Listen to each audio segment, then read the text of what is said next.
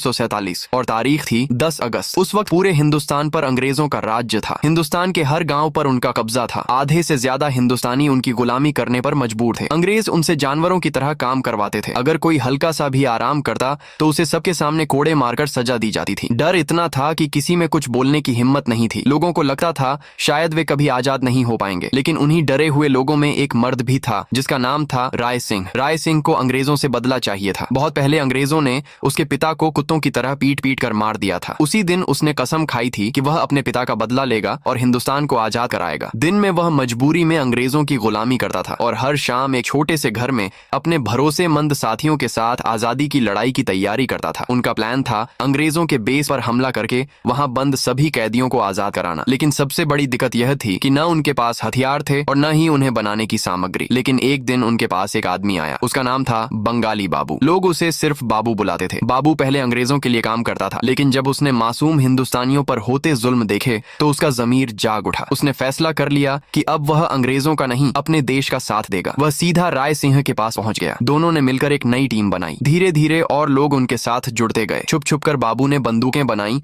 और सबको उन्हें चलाना भी सिखाया। देखते ही देखते उनकी छोटी सी टीम एक बड़ी सेना में बदल गई। लेकिन एक दिन उनकी टीम में एक नया आदमी शामिल हुआ। उसका नाम था कालिया। मजबूत जिस्म और तेज दिमाग देकर सबने उसे अपनी टीम में शामिल कर लिया। मगर यही उनकी सबसे बड़ी गलती थी। कालिया असल में अंग्रेजों का भेजा हुआ एक जासूस था। वह हर छोटी बड़ी खबर चुपके से अंग्रेजों तक पहुंचा रहा था। 13 अगस्त की सुबह थी। पूरा राय सिंह और उसके लोग आजादी के लिए तैयार थे। लेकिन किसी को अंदाजा भी नहीं था कि अंग्रेज भी उनका इंतजार कर रहे थे। सुबह जंग के मैदान में एक तरफ देश के लिए जान देने को तैयार हिंदुस्तानी सिपाही खड़े थे और दूसरी तरफ जुल्म करने वाले कमीने अंग्रेज। अंग्रेजों का लीडर आगे बढ़ा और बोला, अभी भी वक्त है, हार मान लो वरना कुत्तों की मौत मार दिए जाओगे। राय सिंह भी आगे बढ़ा और बोला, जाको राखे सैया, मार सके ना कोई। अगले ही पल जंग शुरू हो गई। गोलियां चलने लगी। दोनों तरफ के सिपाही एक एक करके गिरने लगे। राय सिंह की सेना धीरे धीरे कम होती जा रही थी। उसे लगने लगा कि शायद आज सब खत्म हो जाएगा। तभी आसमान से एक जबरदस्त धमाका हुआ और वहां एंट्री हुई बाबू की।